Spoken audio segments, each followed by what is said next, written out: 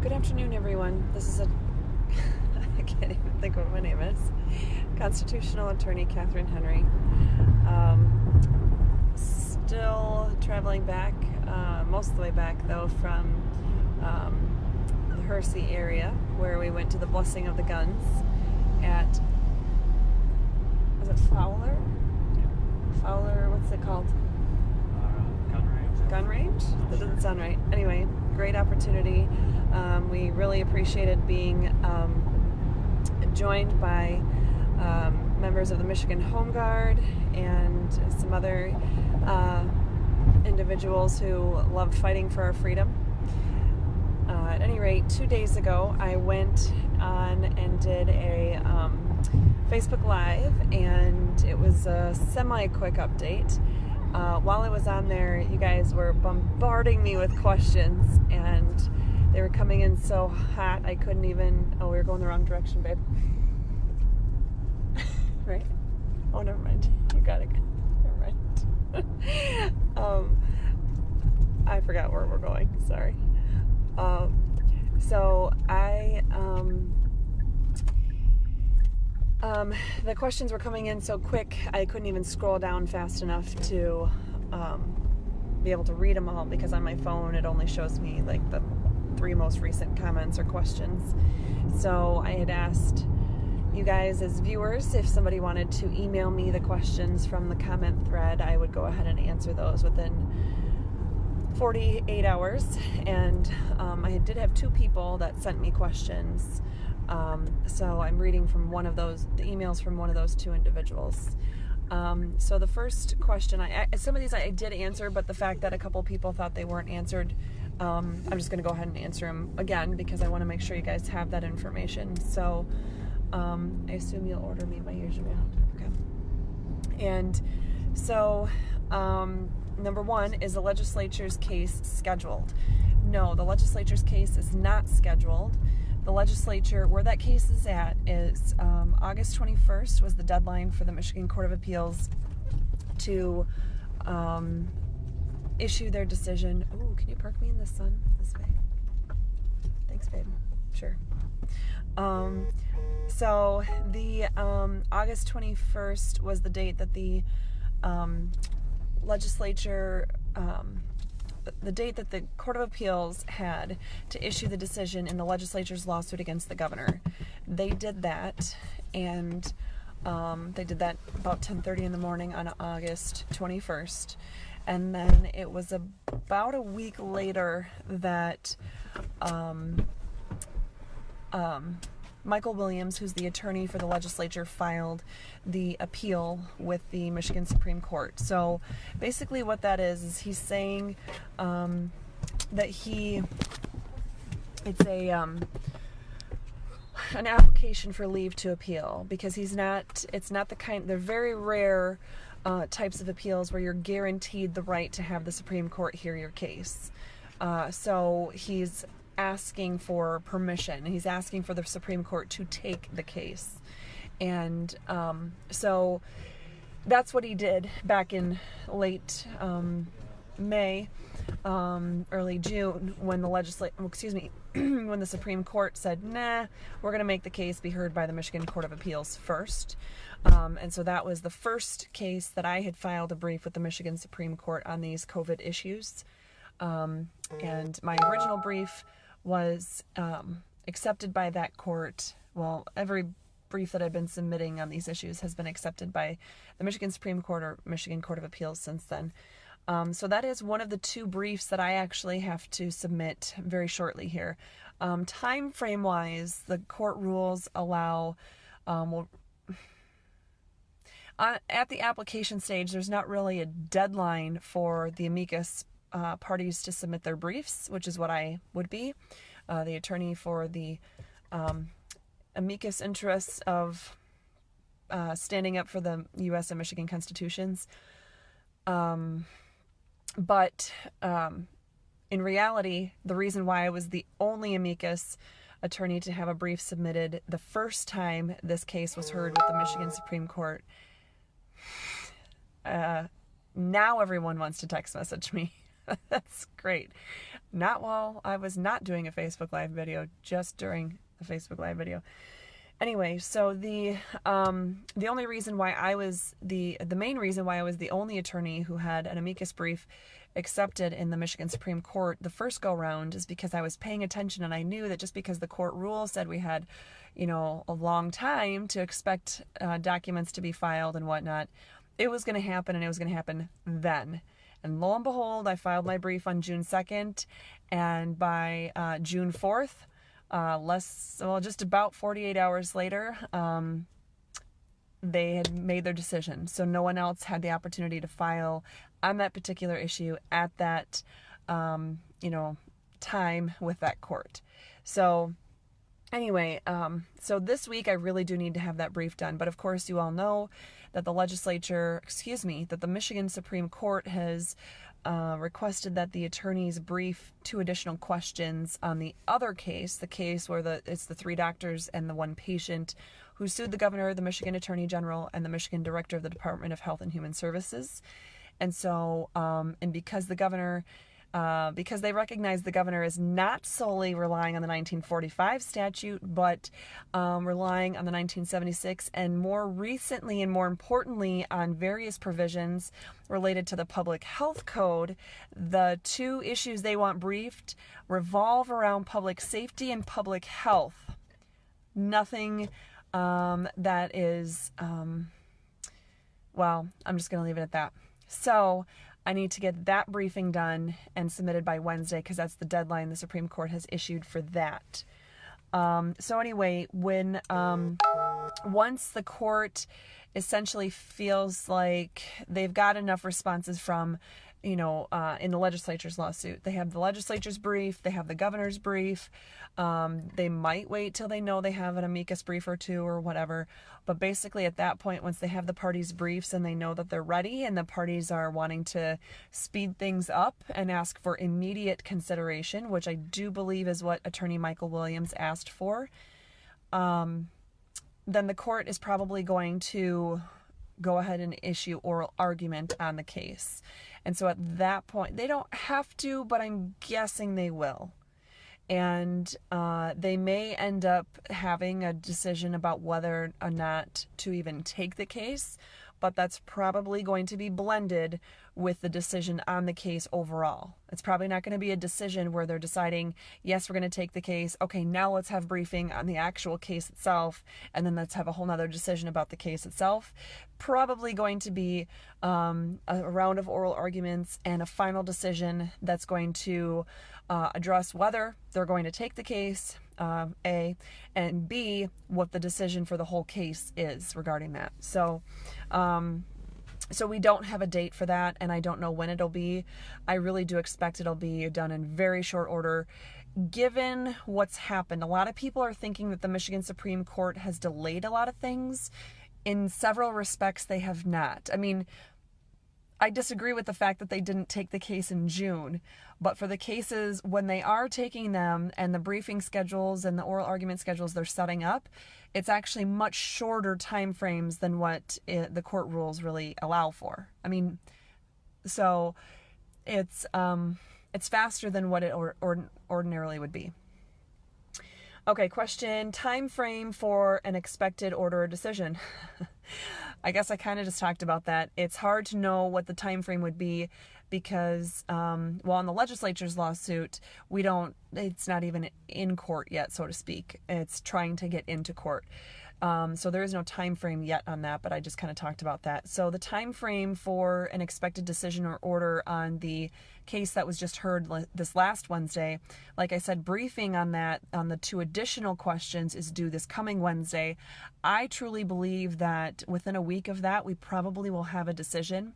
There's no guarantee. It's just my gut reaction or my hunch, if you will.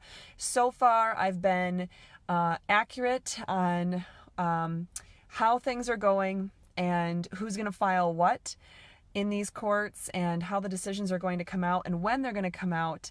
The only thing I've been a little off about is that Attorney Michael Williams didn't file his appeal by late Tuesday. that week he filed it that Thursday or Friday. So I was 2 or 3 days off as to when he would file his appeal. But who knows? Maybe he saw my videos and wanted to hold it off just for that purpose. If the EOs are unconstitutional, why the public health code? Again, that was a question that was posed the other day, and I don't get what the context of the question is. So maybe it'll come out in these other questions that are here. Oh my gosh, I see you guys are loading me up with questions. I can't, it doesn't, oh, this is letting me scroll today. For some reason, it wasn't letting me scroll the other day. Hello, Brenda Gilbert. Hey, Phil. Let's see. If the Michigan Supreme Court doesn't rule in our favor, what is the next step? Well, not to drop the issue with them, but we're not going to put all our eggs in one basket. And if they rule against freedom and against the Constitution, that's why we're going to focus on the judicial candidates like our Michigan Supreme Court Justice Bridget McCormack, who's up for re-election this November.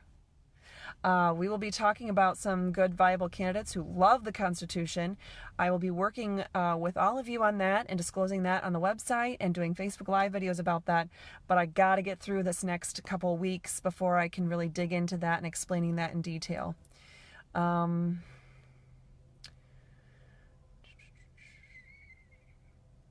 Yeah, the Michigan Supreme Court, it's just different than the Wisconsin Supreme Court. It really is not an apples to apples thing. Okay, it looks like I answered all those so far. Okay, so our justice is saying that there is valid reason for complaint. I guess I don't know what that question is. Are the justices saying that there is valid reason for complaint? I honestly don't know what that question means. If that's your question, from the other night, please see if you can reword it, and I'll gladly try to answer it. Has she made a formal statement in regards to this? Oh, yikes. What did I mention the other day? Formal statement. Oh, man.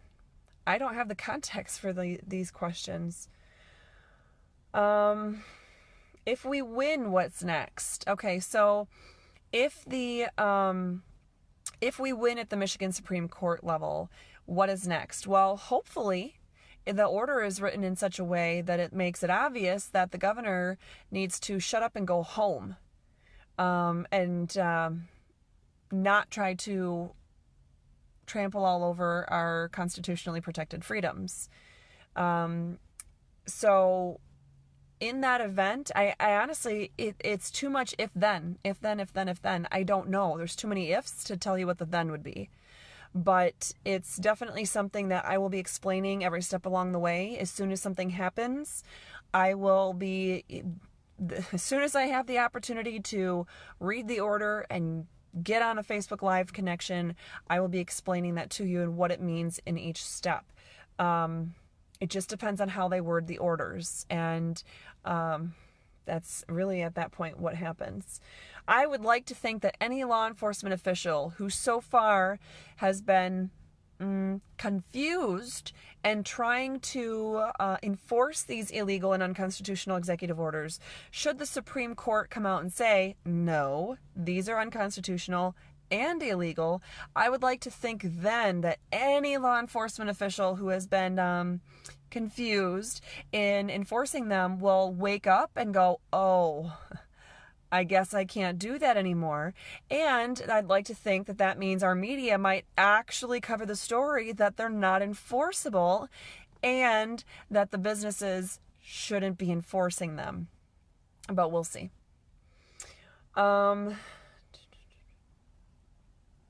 Do you think the new mask order for youth sports will put additional pressure on the courts to rule against her? That's a very good point. I'm going to try to remember that specific point. And Kristen Megan, I hope that you got my text back the other day about the topic you did the video on. and the things you were running past me, I think something might be in this. I think we might be able to tie some of these ideas together in the brief that I will be submitting to the Michigan Supreme Court this week on that issue, because that definitely ties in with public health and public safety and the questions about those topics that the court was asking. So hopefully that can put the additional pressure on the court to rule against her on those issues. What was the 6-month thing the lawyer mentioned? Oh, I think that question was about me. I was the lawyer that mentioned in the Michigan Supreme Court on Wednesday that as of Wednesday, it had been 183 days since she had first declared a state of emergency in the state of Michigan. 183 days or 6 months. And she has already extended it into October by Executive Order 177. And last I checked, we were at Executive Order 180. So we are well on our way. You contrast that to 2019, where she only issued 19 executive orders total. Even she only did 19 executive orders in 2019. And that was with a polar vortex. The entire state was shut down because we physically couldn't go anywhere. But with COVID-19, all of a sudden, 180 executive orders so far this year.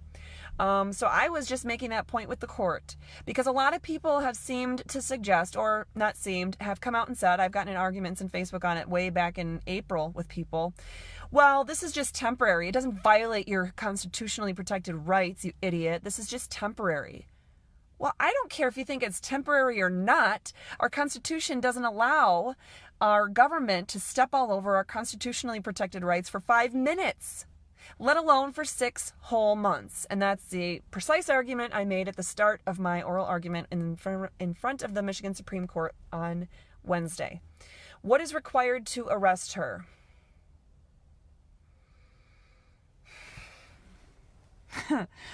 I'm trying to figure out how to say this appropriately. Well, forgive me. And if you have your kids watching, just cover their ears for the next 3 seconds. Balls. It takes balls to arrest her. Do they have the law on their side? Yes, they do. Should they be arresting her? Yes, they should. Why are they not? Because they don't have that thing I just mentioned a minute ago, but I didn't tell you to keep your children's ears covered for now, so I won't say it again. That's all. That's all it takes.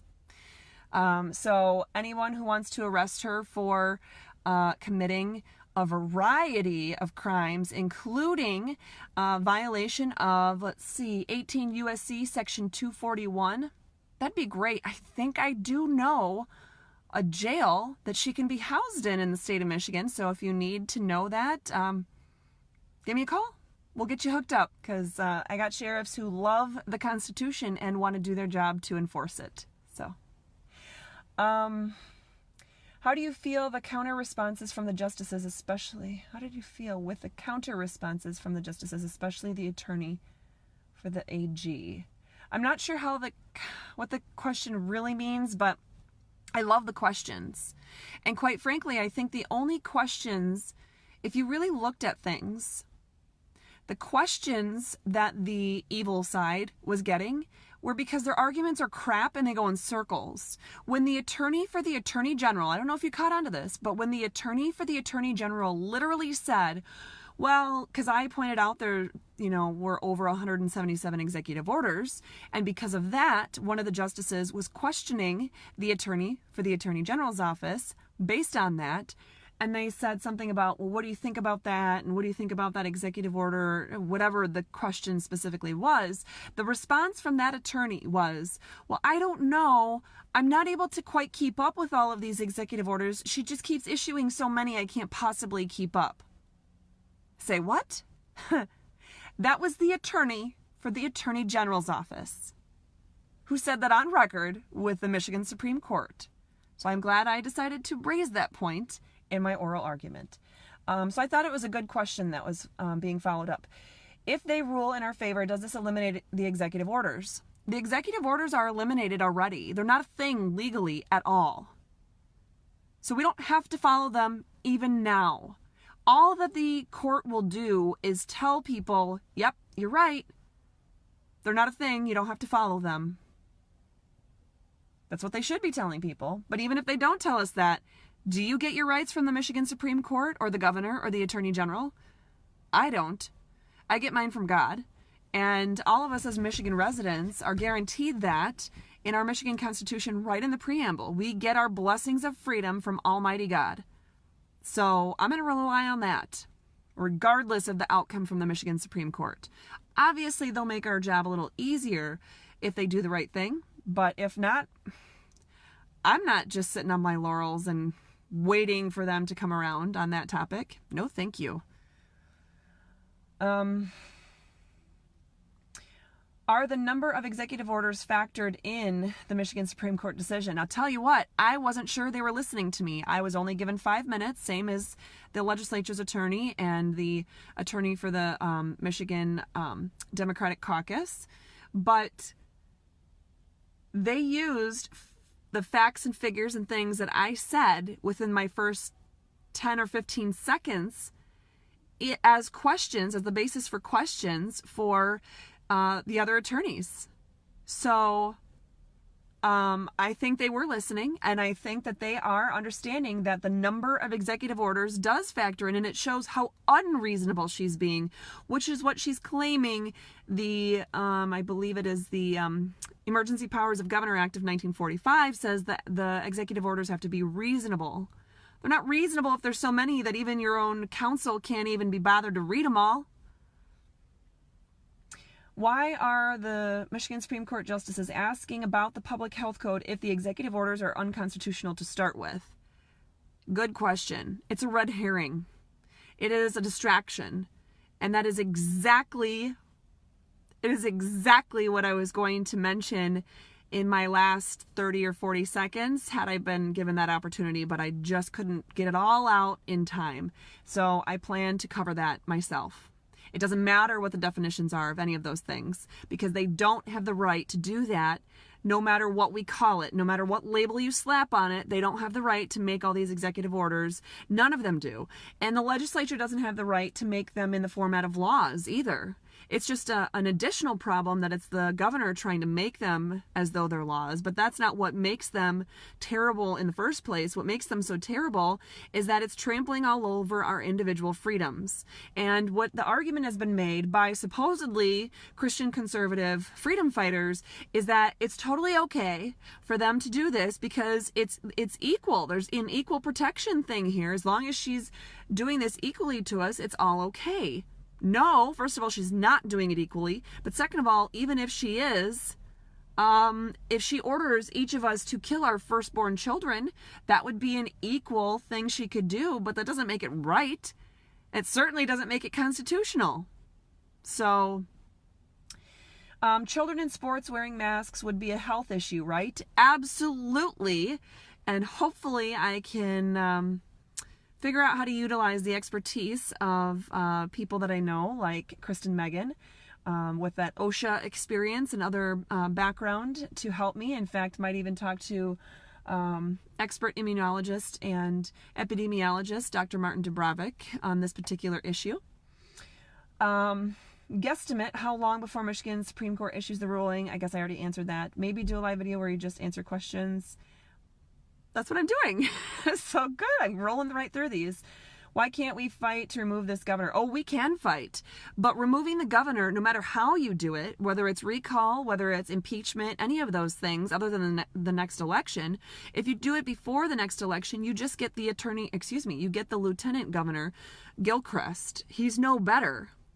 Absolutely no better. Now, if you want to go and sign that recall, I'm not saying don't do that. As long as you know you're going to get Gilchrist and you're comfortable with that, that's fine. Sign the recall. Send the message, this is not okay. Just know that it's about 1,165,000 people, signatures from registered voters are needed in order to get that on a ballot to determine whether, and all the special election will ask is simply this, and it would be May of 2021. That's our only shot at this point. It would say,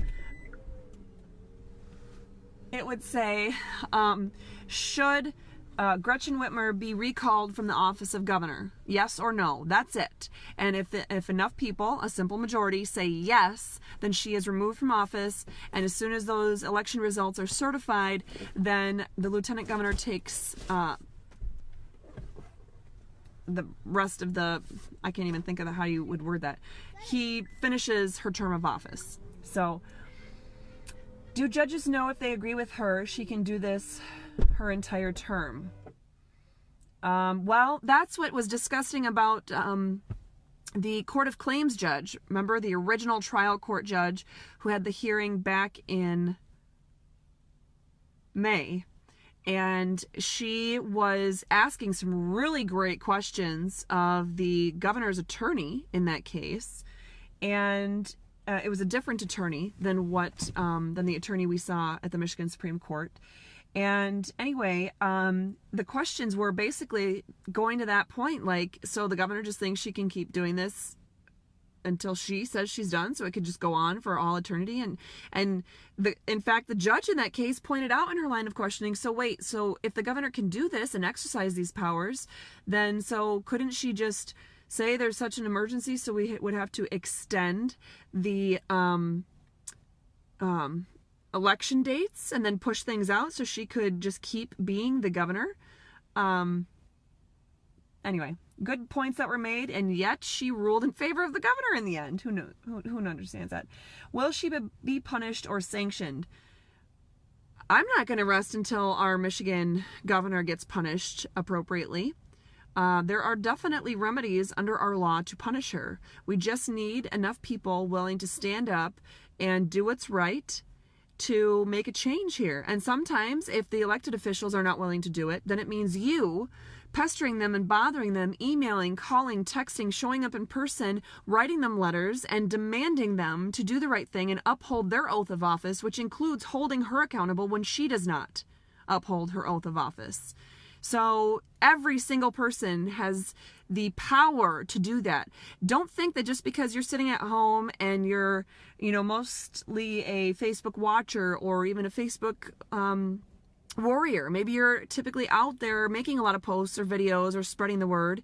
No matter what you normally do or how quiet you normally are in situations, you have the power to influence them.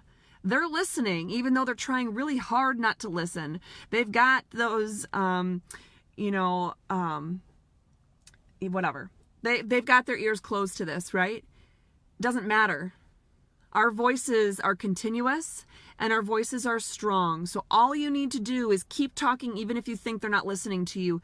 They are listening. Just be a voice of reason.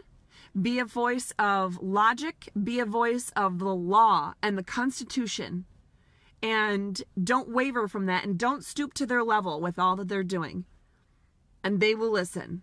Even if you think they're not listening, they will listen. What do you think will happen with the 1945 law, repeal 1945, and how will that affect the ruling on this case? Well, nothing on that is going to happen now. Legislature's not in session. I don't remember when they go back into session. Actually, I think it's September. Maybe it's any day now that they'll go back into session, but they have 45 days.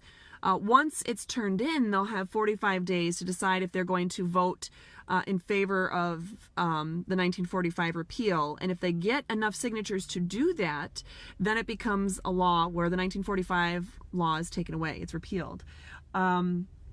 But they have to have enough valid signatures, first of all, and the legislature has to act upon it. So will that impact this case? I really don't think it will, because again, the Supreme Court acknowledges the governor's not just relying on the 1945 law. Absolutely not. She's relying on public health codes and a variety of other statutes. She is not simply looking at the 1945 law. So the whole issue is not going to be deemed moot simply because the 1945 law might get repealed in this process. Because I don't care what law you're relying on. If you're violating our constitutional rights, you're violating them, period. So you can claim you're resting on law number 1 on this day and law number 2 on that day, but the issue's still the same. Do you have the right to use a state law or even a federal law to violate our constitutionally protected freedoms? The answer is no. Let's see. Michigan Supreme Court can make Whitmer show them.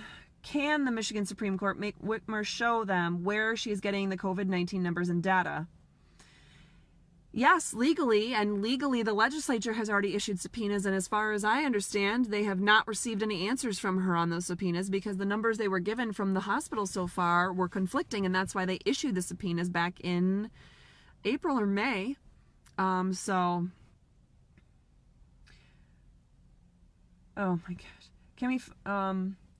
Can we file a class action lawsuit? You can always file a class action lawsuit. There's a lot to it, and I don't agree with it because basically what a class action lawsuit does is if it gets certified, if it gets approved by the court, essentially what happens is everyone who would be included in that class action lawsuit is included unless that person specifically excludes themselves. So let's say I try to file a class action lawsuit on behalf of all Michiganders who have their rights violated by these executive orders, and I sue the governor for that.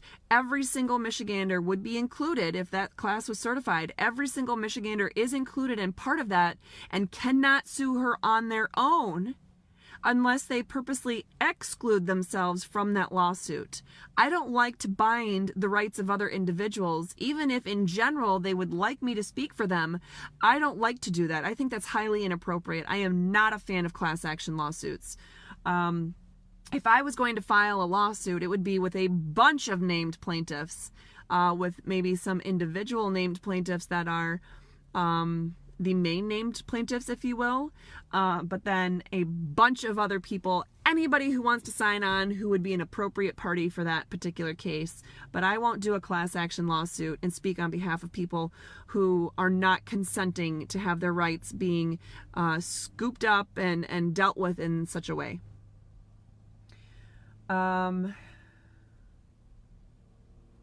Actually, a couple of these are the same question. What we could do to be most effective and most efficient in all of this. Don't put your eggs all in one basket. Pay attention to what's going on. Pay attention. Watch the actual court hearings. Don't listen to the news at all. Talk to your friends and neighbors and relatives and coworkers and give them the facts. Tell them the truth. Give them the link to restorefreedomkh.com and ask them to actually look at the resources tab and look at the actual documents for themselves. If anybody thinks that this is actually all okay, it's totally fine to do, ask them to read my most recent brief to the Michigan Supreme Court, at this point, the most recent brief, and ask them to read it all the way through. It's in English. Ask them to read it, and then if they really think that it's totally still okay, well, I'd like to have a discussion with them. We can even do it as a Facebook Live. I'd be totally fine in debating the other side, if you will. But I think if people really understand the truth, they really understand the Constitution, and they understand the laws that are involved, they would, I just don't see how you can argue that any of this is okay. I mean, in reality, when Justice Bernstein was questioning the Attorney General's counsel last week about wearing a mask and whatnot, and how he could be found guilty of a misdemeanor simply by leaving his home, being in his home property, but just stepping outside to get fresh air without a mask on, she said, well, but I don't think they would do that. Well, that's not how laws work. If it's a law, it's a law, right? It's not a law just because a cop particularly doesn't care to enforce it on any given day. That's not how we do things here. That would not be equal protection guaranteed to us in our U.S. and state constitutions, guaranteed to us in a few different places of our constitutions.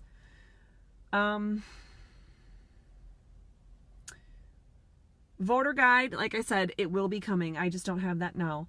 Combine the two questions into one with the 28-day plan. A couple of these questions I just don't know. If we win, can they appeal?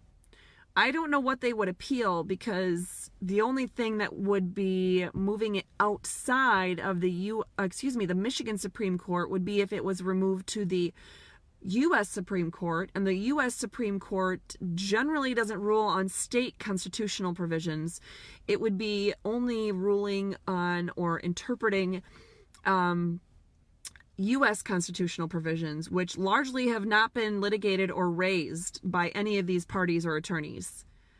I've been hammering on them, but they have not. So I would think if we lose on this point, we can appeal, but they cannot. But we'll see. Several of these questions are about voting. Can a sheriff arrest her? Absolutely. She's violating the law. Wouldn't a sheriff be able to arrest anybody who's violating the law? I would think so, but... What relevance does the fact that some of the EOs from May have been lifted? Doesn't matter that some of the EOs have been lifted. The fact that she lifts some and re-implements others, and that they have the same basic terms and same basic concepts. What about the fact that she has said, well, when the second wave comes, it's going to be worse and we're going to re-lock down the state? Well, we know a second wave is coming, which I would do air quotes around right now, but I'm holding two different phones. But it's like a flu. It is like the flu, only less deadly than the flu. So it's going to be on a cycle where it comes and goes. It ebbs and flows throughout the year, and it's not going away. Even Fauci has said it's here to stay now. So not sure why we would act like it's an emergency that's just a temporary thing. So no, the fact that she has had executive orders come and go on these topics, I don't think has any relevance. The next question is, what do you think of the female justices barely asking any questions? Not sure.